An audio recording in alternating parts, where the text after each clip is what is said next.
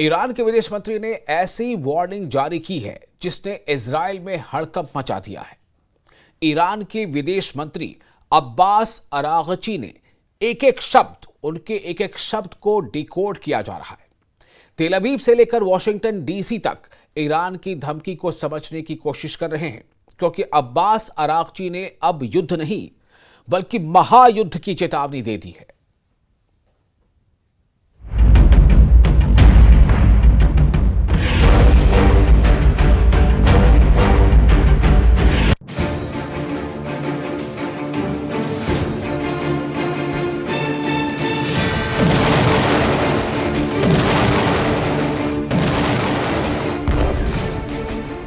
जिससे भी लग रहा है कि युद्ध खत्म हो गया, गाजा में धमाके खामोश पड़ चुके हैं, जिसे भी लग रहा है कि सीरिया में शांति आ चुकी है, लेबनान में हिजबुल्लाह हथियार डाल चुका है, इजराइल का ऑपरेशन ठंडा पड़ चुका है, उसको चौंकाने वाली खबर ऐसी आई है कि 2025 की शुरुआत बहुत डराने वाली होगी।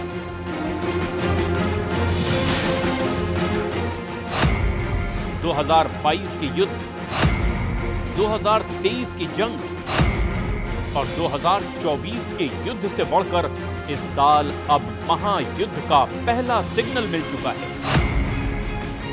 2025 की शुरुआत यानी जनवरी के महीने में ही एक बड़ी जंग दस्तक देने लगी है। ईरान ने जनवरी के महीने में ही अपनी 1000 से भी ज्यादा मिसाइल लॉन्च करने के लिए तैयार कर ली है। इस बात की तस्दीक ईरान के विदेश मंत्री अब्बास अरागची ने भी कर दी है। अब्बास अरागची ने चीन के मीडिया को एक धमाकेदार इंटरव्यू दिया है। अरागची ने इस इंटरव्यू में जो बोला वो इजराइल की मीडिया में गोला बनकर गिरा है।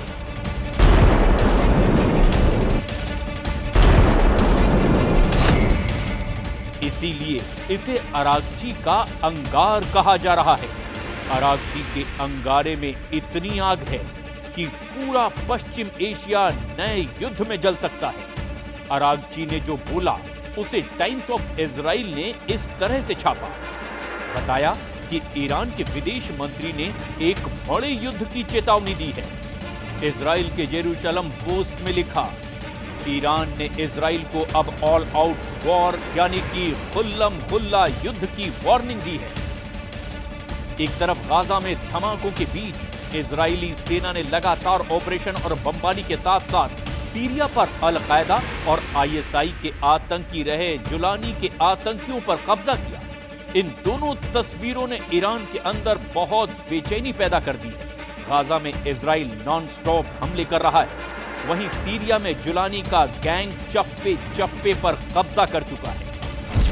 غزه آغاز شد و حملات رژیم اسرائیل و بعد گسترش اون به لبنان و بعد مسائلی که در سوریه به وجود آمد، مسائلی که در یمن هست، درگیری بین خود ایران و رژیم اسرائیل، همه اینها منطقه ما رو یک منطقه بسیار ملتهبی کرده.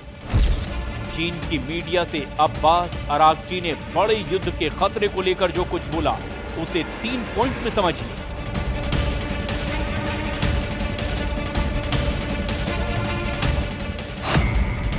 अरागची ने कहा कि ईरान भविष्य में इजराइल के किसी भी हमले के लिए तैयार है। अरागची ने कहा कि उम्मीद है कि इजराइल गलत कदम नहीं उठाएगा।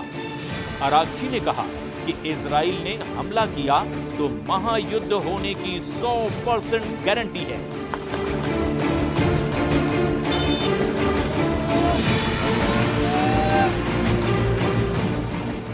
इस वक्त ईरान और इजराइल के बीच टेंशन सबसे बुलंद है।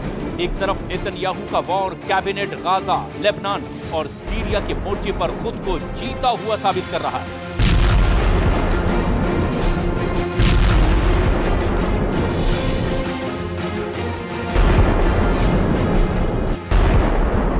तो वहीं दूसरी तरफ ईरान के सर्वोच्च नेता अली खामनेई ने सीरिया में इजराइल और आतंकी ग्रुप हयात तहरीर अल शाम के सरगना जुलानी को सबक सिखाने वाले मिशन पर अपनी मुहर लगा दी है।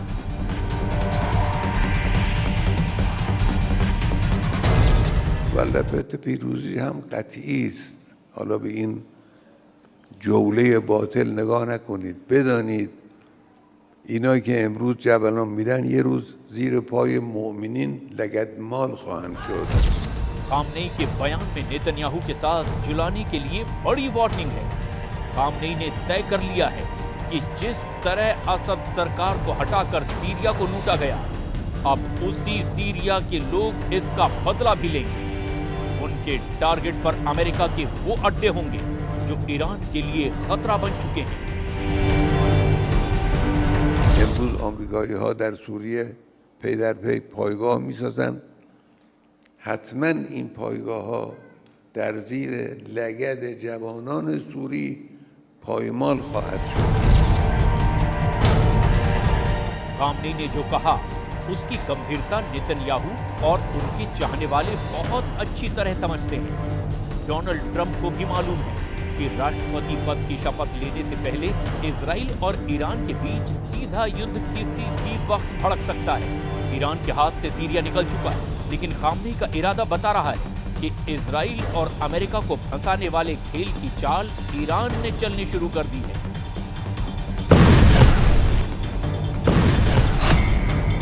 ईरान के सर्वोच्च नेता अली खामनेई के जनरल हुसैन सलामी कह चुके हैं कि इजराइल को सीरिया में दफन कर देंगे।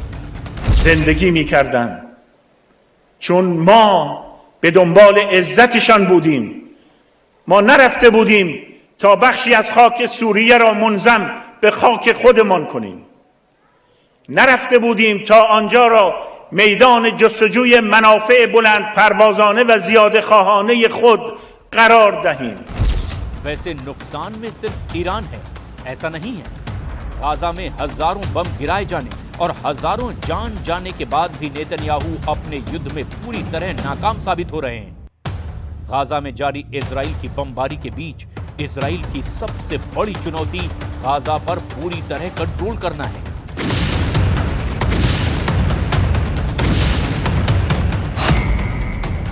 जिसमें नेतन्याहू और उनकी सेना 100% फेल साबित हुई है, क्योंकि हमास अब भी गाजा में एक्टिव है। गाजा में हमास के हमले लगातार जारी हैं। ये बात टाइम्स ऑफ इजराइल की इस रिपोर्ट में छपी है और ऐसे हमलों में इजराइल अपने सैनिकों को भी खो रहा है। नेतन्याहू के लिए दूसरी बड़ी चुनौती वहां मौजूद इजरायली बंधकों की रिहाई है, जो अब भी हमास के कब्जे में है।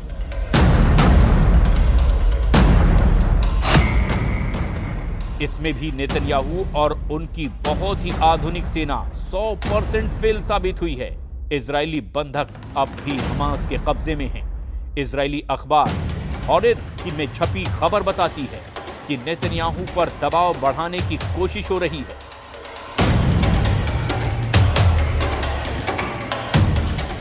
बंधकों को छुड़ाने के लिए नेतन्याहू और उनकी फौज शुरू में काफी एक्टिव दिखी, लेकिन अब ऐसी खामोशी छा गई है कि सब नेतन्याहू के युद्ध वाले एजेंडे पर सवाल उठने लगे हैं। गाजा में 450 दिनों की बमबारी ताजा रिपोर्ट बहुत खतरनाक है और आंकड़े ऐसे हैं जिस पर अमेरिका से लेकर यूरोप तक सवाल उठाने से बच रहे हैं। गाजा पर इजराइल की बमबारी में अब तक 46,000 से ज्यादा फिलिस्तीनी नागरिकों की मौत हो चुकी है। इनमें करीब 20,000 बच्चे थे। वहीं हमास के कब्जे में करीब 100 बंधक हैं और उनको छुड़ाने के लिए इजराइल में लगातार सीज फायर की मांग की जा रही है।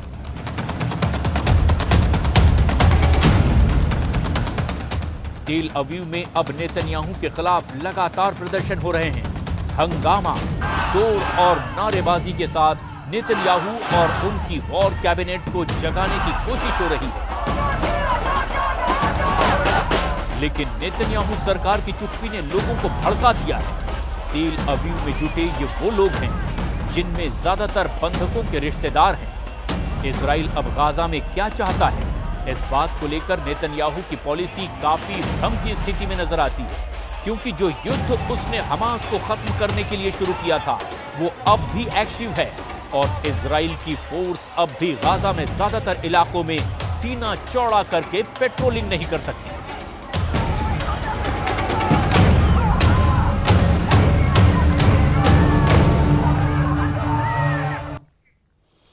और सीरिया को खोने के बाद ईरान बहुत ज्यादा परेशान है। सीरिया फ्रंट पर पुतिन से भी ईरान को मायूसी मिली है।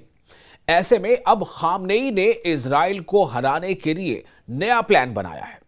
जब से खामनेई का सीक्रेट मैसेज चीन में शी जिनपिंग के पास पहुंचा है, युद्ध को लेकर तेहरान में एक नई उम्मीद बंधी है।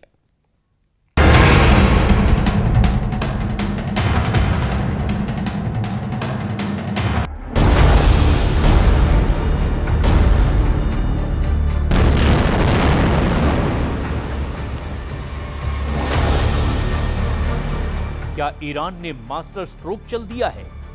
क्या ईरान ने इजराइल को बड़े युद्ध में फंसा दिया है? क्या ईरान ने चीन के साथ सबसे बड़े युद्ध की डील कर ली है? पश्चिम एशिया की जंग में क्या जिनपिंग की एंट्री हो चुकी है? क्योंकि ईरान की तरफ से ऐसा इशारा किया जा रहा है। ईरान जानता है कि नेतन्याहू की असली ताकत अमेरिका है और जब तक अमेरिका के मुकाबले में बड़ी ताकत को नहीं लाया जाएगा, तब तक इजराइल को हराना आसान नहीं। वहीं इसमें भी कोई शक नहीं कि ट्रंप की व्हाइट हाउस में वापसी से इजराइल और मजबूत होगा, इसकी पूरी गारंटी है। ऐसे में पश्चिम एशिया में इजराइल और अमेरिका पर लगाम लगाने के लिए ईरान ने प्लान बी पर काम करना शुरू कर दिया है और इस प्लान बी का मतलब है शी जिनपिंग। ईरान ने कहा है कि चीन के पूरे पश्चिम एशिया में सबसे बेहतर रिश्ते हैं और चीन का दखल दुनिया के कई इलाकों में शांति ला सकता है। अब्बास अरागची ने कहा कि चीन को इजराइल के युद्ध का इलाज करना चाहिए, तभी इलाके में शांति लौटेगी। به چین میتونه قدرت ایفای نقش سیاسی در منطقه برای حل و فصل اختلافات، برای کمک به کشورهای منطقه در جهت رسیدن به راه حل‌های مسالمت آمیز برای اختلافات خودشون کمک بکنه چین و جمهوری اسلامی ایران به سهم خودش از این حرکت استقبال میکنه و آمادگی همکاری رو داره. चीन की एंट्री कराना इजराइल के खिलाफ ईरान का बहुत ही खतरनाक प्लान माना जा रहा है। सीरिया का भी इलाज ईरान ने ढूंढ निकाला है। खामनेई ने जुलानी और नेतन्याहू के अलावा अमेरिका को भी सीरिया में हराने के लिए प्लान तैयार कर लिया है। इजराइल इस वक्त गाजा पर लगातार हमले कर रहा है। दक्षिण लेबनान में अब भी इजराइल की फोर्स एक्टिव है और इसे लेकर हिजबुल्लाह ने फिर से युद्ध शुरू करने के सिग्नल देने चालू कर दिए।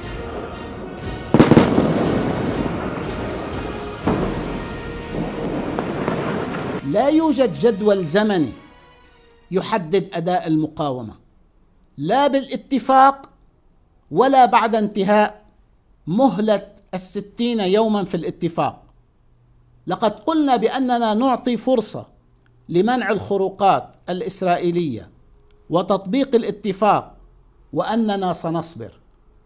لا يعني هذا أننا سنصبر لمدة 60 يوما. 27 नवंबर को हिजबुल्लाह और इजराइल के बीच सीज फायर हुआ था। तब 60 दिन के अंदर इजराइल की फोर्स को दक्षिण लेबनान से हटाने की बात तय हुई थी। लेकिन अब हिजबुल्लाह को लग रहा है कि जिस तरह नेतन्याहू ने सीरिया में फौज की घुसपैठ करके कब्जा करना शुरू किया है, यही हाल दक्षिण लेबनान का होगा, क्योंकि नेतन्याहू ने सीरिया में जबल अल शेख रेंज पर अपना हेलीकॉप्टर उतारकर यह मैसेज पहले ही दे दिया कि सीरिया में इजराइल की फौज अब लंबे वक्त तक रहेगी, या यूं कहें कि सीरिया के बड़े इलाके पर इजराइल की फौज अपना कब्जा बरकरार रखेगी। यही वजह है कि खामनेई ने भी ये कह दिया कि चाहे गाजा हो या लेबनान हो, सीरिया हो या फिर यमन, इजराइल के खिलाफ मरते दम तक युद्ध लड़ा जाएगा।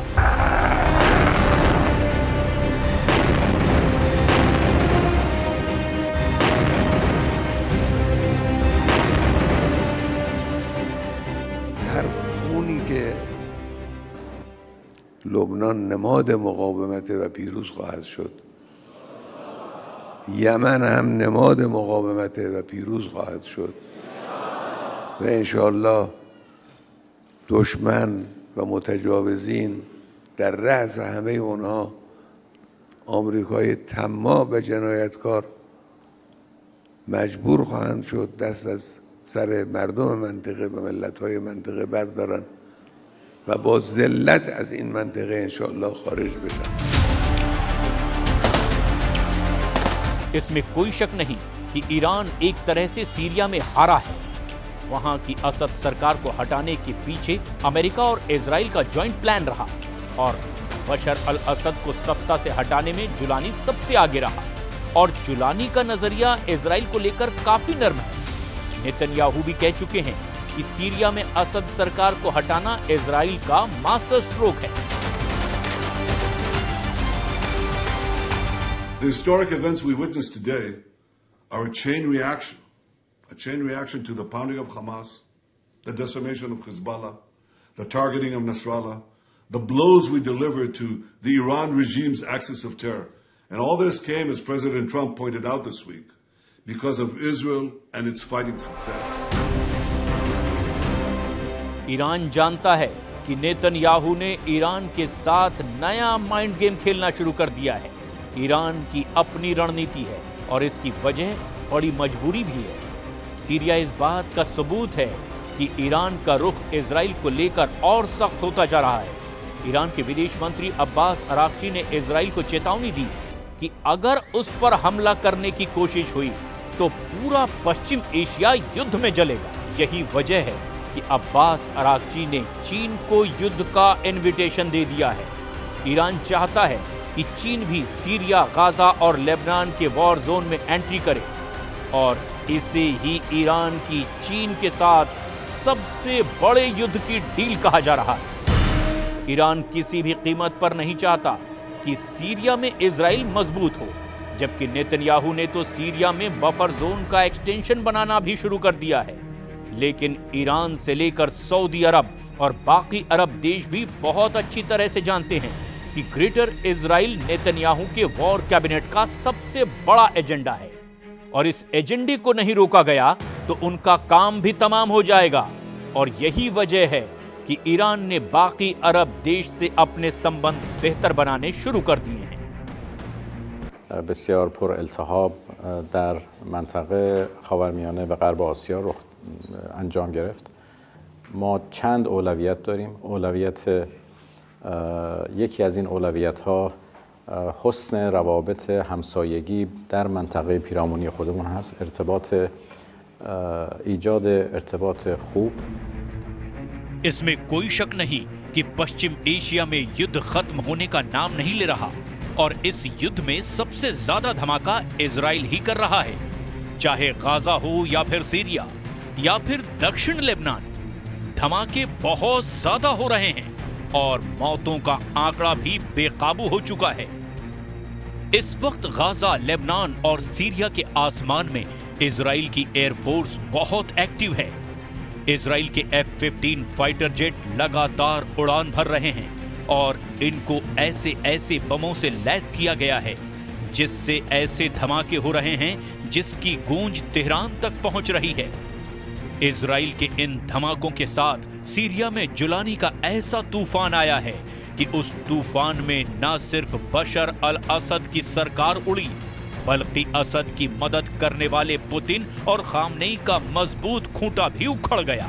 जुलानी ने सीरिया में ऐसा जाल फैलाया कि इस जाल में फंसे रूस और ईरान की सेना को सीरिया से भागना पड़ा।